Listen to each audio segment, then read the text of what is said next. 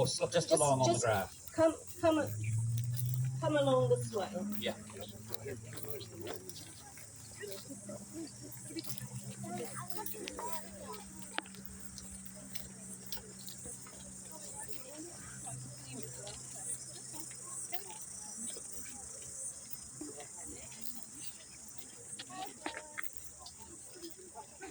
Up here. Up. Good girl. Up. Come on. All right. Going up the hills, going up the hills, going up the hills, going up, going up, going up the hills, going up the hills, going up the hills. La, la, la, la, la, la, la.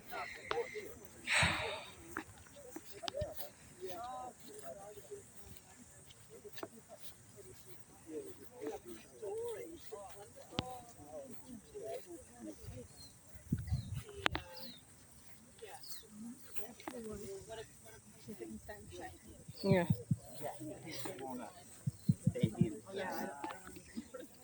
We don't need to stand on the sun. We're going to here. Okay, if you look just behind me here, you'll see a gorgeous big old walnut tree. There's heaps of them throughout Red Zone.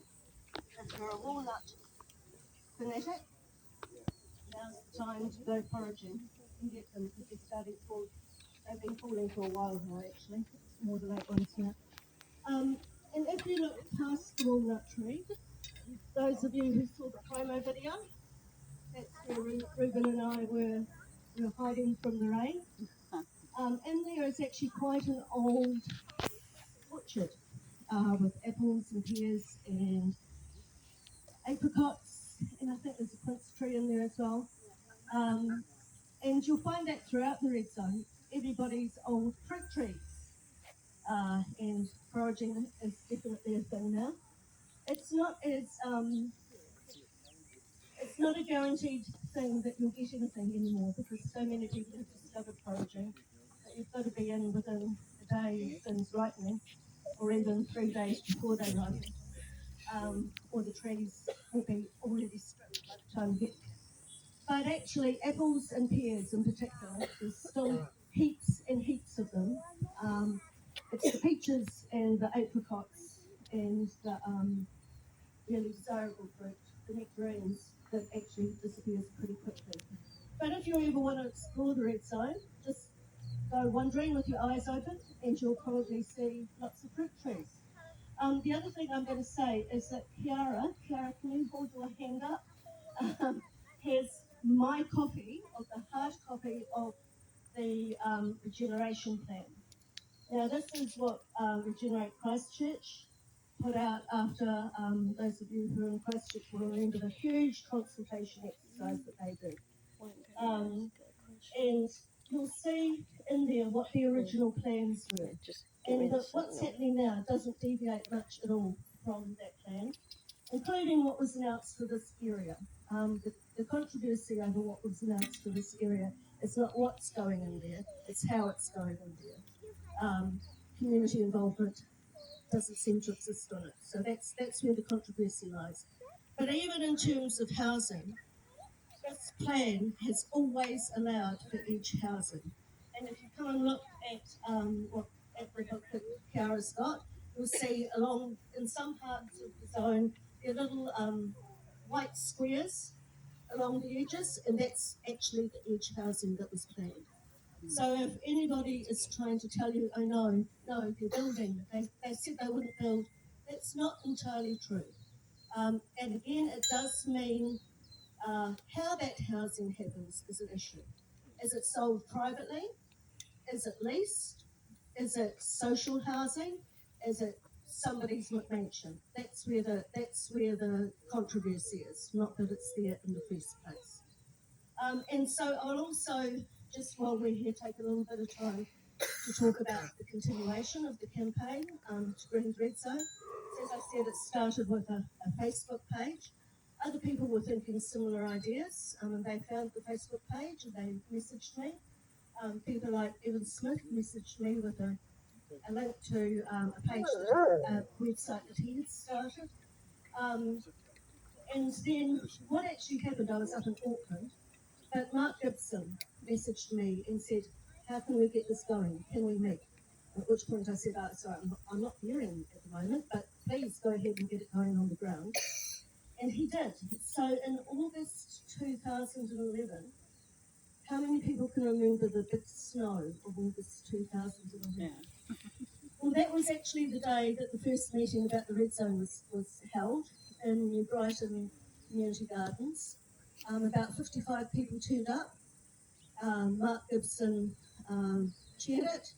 And out of that meeting came a core group of people who then went on to establish Avon Otakaro Network, including Evan Smith. Were you there, Colin? Yeah. And Colin was a member of everything. And so that's where it all started. It started on the night of the red zone announcement, and then about 2 months later, the actual group started. And that was the beginning of everything, including for what some of you may remember, the petition that went up to Parliament, 18,500 signatures. It went up again with Mark Gibson, and my parents took it up. Leanne Dalzell was at that stage Christchurch East MP. She hadn't become mayor yet.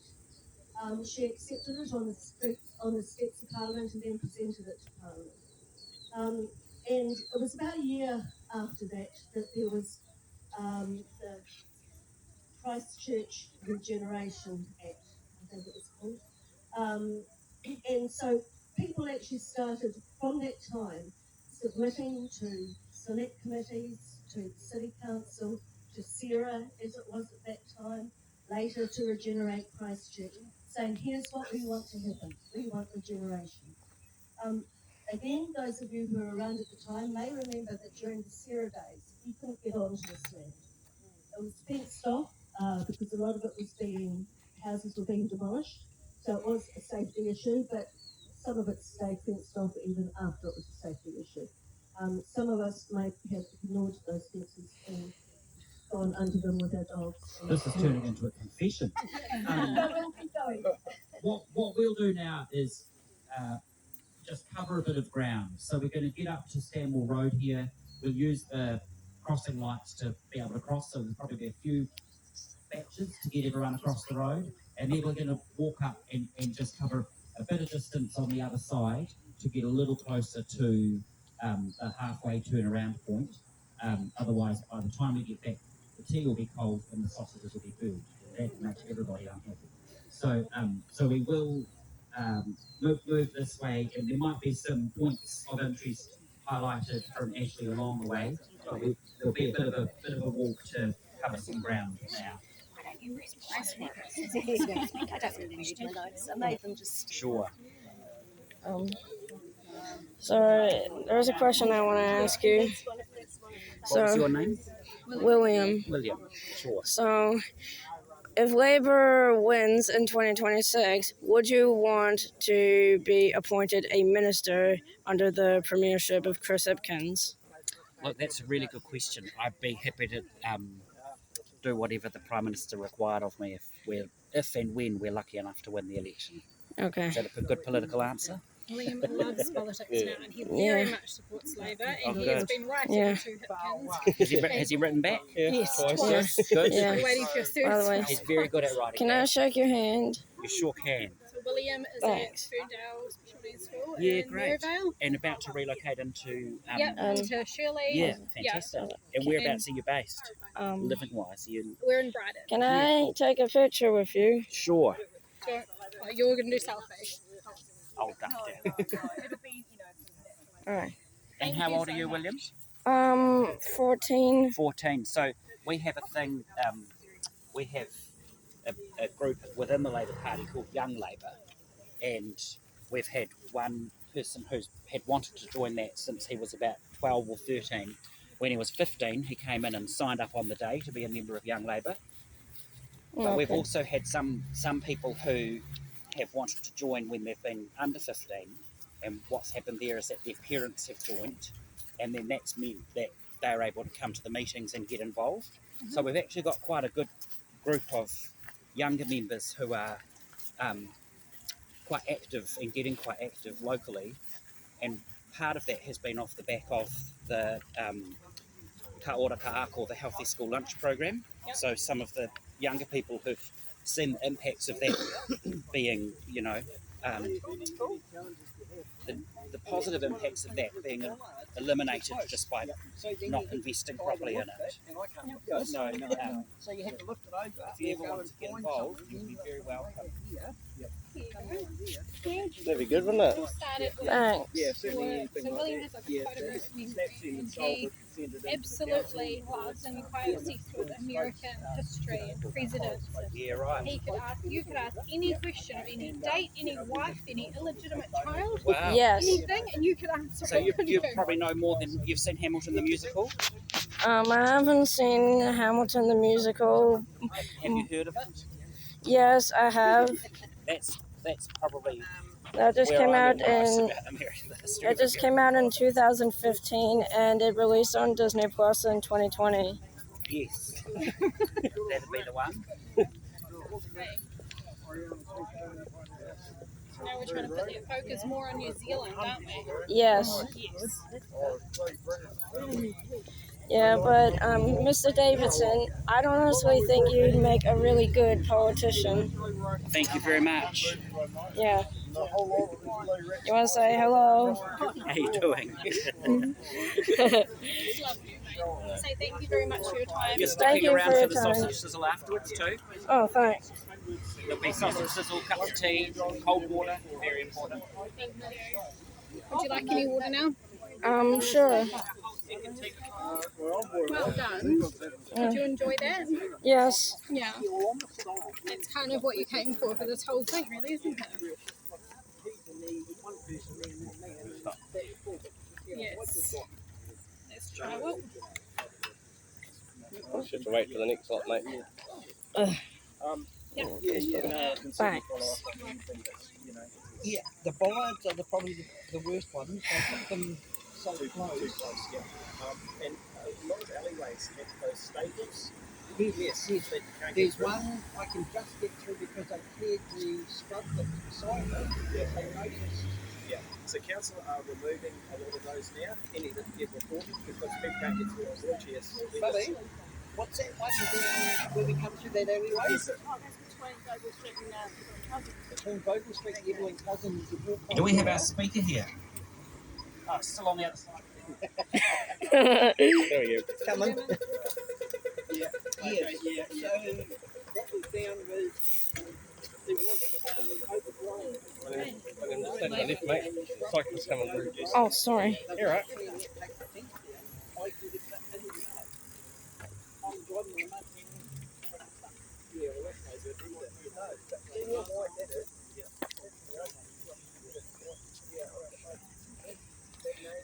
All right, good. There's some shade. Oh. Yeah, that's where I was going. Okay, the speaker has arrived. Ashley's got something to say. Okay, we'll just stop here just for a second. So as you can see, there's lots of planting around here. The question was just asked, was this all done by volunteers? No, this was done by the City Council. All the landscaping along the pathway has been done by the City Council. It costs a lot more than volunteers, but then it probably survives a lot better too. So if we look just over here, again, we've got a Brazilian apricot tree, which if you're here on the right day, you'll be able to get some apricots from. If you're here the day later, you won't be able to. There's also an apple tree behind it. You can actually see some apples now. And if you look just over this path here, there's a lemon tree. Now, when the red zone started, there were lots and lots of very productive citrus trees. Lemons, grapefruit, mandarins, all sorts. Gradually over the years, as people moved away and stopped watering them, these citrus trees have become much less productive. And that actually happens to a lot of the fruit trees in the red zone. They're still there, but they're not producing that well because nobody's taking care of them. Apples, pears, apricots, peaches, nectarines are still producing wonderfully. So if you're there on the right day, take some because they won't be there to stay. But the trees that require a bit more care is still there, but they're not producing. those trees aren't being ripped out. They are being left to live their natural life with, as you can see, the regenerative planting around them. And eventually they will just die. So, and they won't be replaced. So a lot of people were concerned about what happened to the blue trees. It's still here. Okay, so we're going to keep on this way, and just a reminder, because with the curves here, you often can't see cyclists coming. So really important, here comes one now, really important that we do stick to the left half of the paved track and Alright. do our people to get Alright, past the on that left side of the Sorry, road. I keep racing on about it. But the central library. Alright. There we go. We're going to hop into the shade. Alright. Yes, yes. In the shade. That's better, isn't it? Yeah.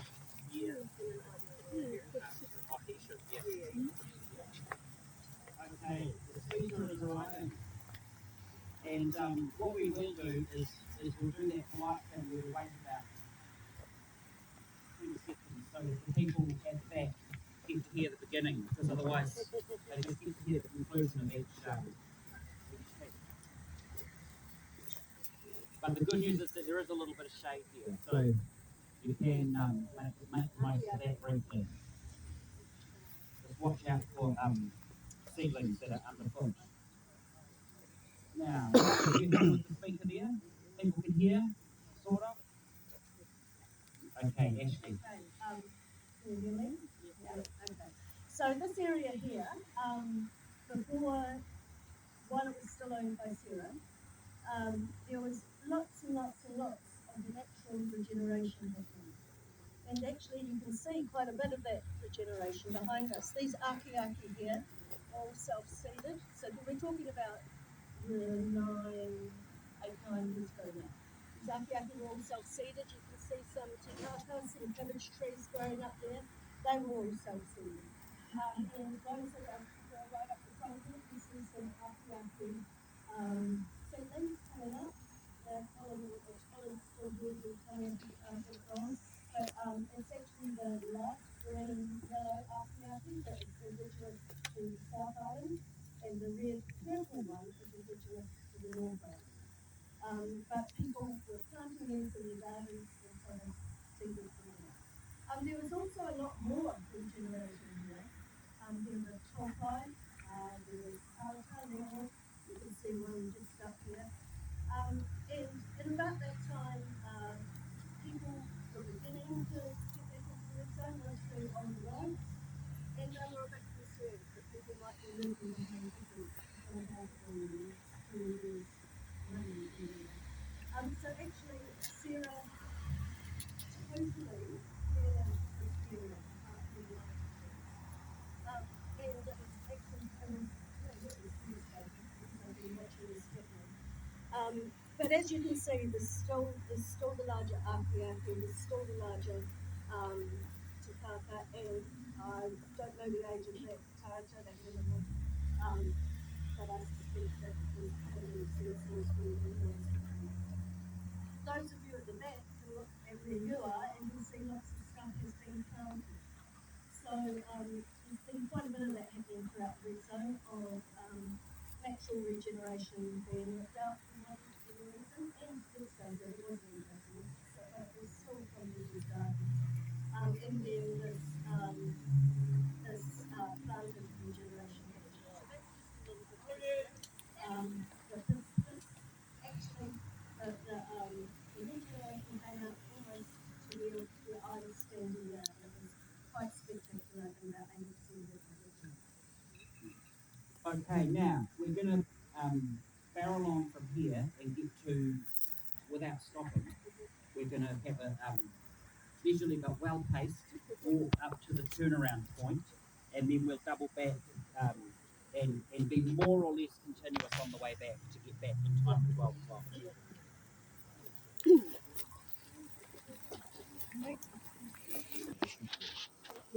So the reason I'm stopping here, just very briefly, is the question was just asked on the original plan, was talk of a tiny housing village.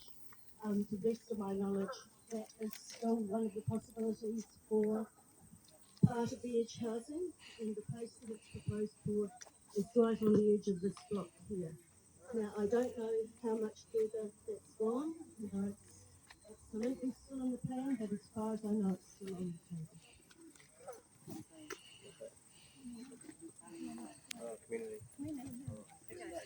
So what we'll do now is we're going to loop in here to how far this way do you want to go? Don't need to go. We need to go just past Evelyn Cousins' just Okay. past there. So we've got there's two tracks here. If you need to make a cut and stop, there is a left turn that you can take when we see every house and there are bathrooms. If you want to see a stand of regenerating totara, then you keep walking and we'll see that. Then we'll turn around and we'll go all the way back the way we came, but we won't stop on the way. It'll be just a walk to admire the walking we've done so far. And this is also where you can turn left and find public toilets at every house, just beside it.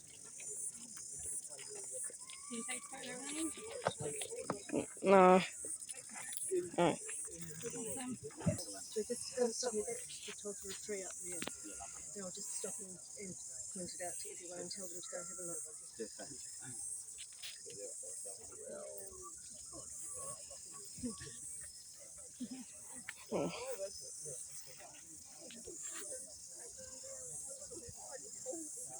Don't have it recording. Okay, so just as we're arriving and coming into this turning point for our walk today, Ashley is going to speak to the totara that's here in the background. But also, once we've heard from Ashley here, we will turn around and follow the path back the way we came. And there will, while we won't make sort of stops along the way, there will be time to chat and ask questions of Ashley about anything that she may have raised in the event today. But it's also really good for us to note that there are a few people here that you might want to ask questions of as well. So Colin Merck is here. That's him with his hand in the air. So you may want to ask him some questions along the way, on the way back. I think Peter Langlands is here as well. Yes. And Thomas Healy was or is still here. So definitely people who will have interesting and deep perspectives on aspects from foraging to regeneration in this part of the city. So lots of opportunity to ask your questions on the way back, and also at the end when we get back to the red tent where it all started, a good opportunity to discuss that over a cuppa and over the sausage sizzle after we've all made it back there for 12 o'clock. But now I'll hand back to Ashley, who's going to talk about this specific spot. Okay, so 8 years ago, can't quite remember, I was walking my dogs through here as I frequently do, and I looked under the totara tree that's just up here, and I got very, very, very excited. And I took lots of photos, and I sent them to Colin, and I think to John Sullivan as well. And I said, Colin, are these baby totara? And he said, yes, they are. And I may have squealed a little bit. So what we have here, and this is possibly the best example of natural regeneration, just nature doing what it does, that you'll find in the red zone. I'll invite you to go up and have a look just under the totara here, and you'll see one or two trees, seedlings that are this high. If you look closely, you'll see tens, if not 100 or so, little seedlings that are between this and about this. They don't all survive, clearly. You'll also see lots of tikaka, cabbage trees. I'm trying to remember what else is in there. I can't quite remember. But all of this, the totara, Colin tells me that this is a female totara tree. That's why the seed has fallen and germinated.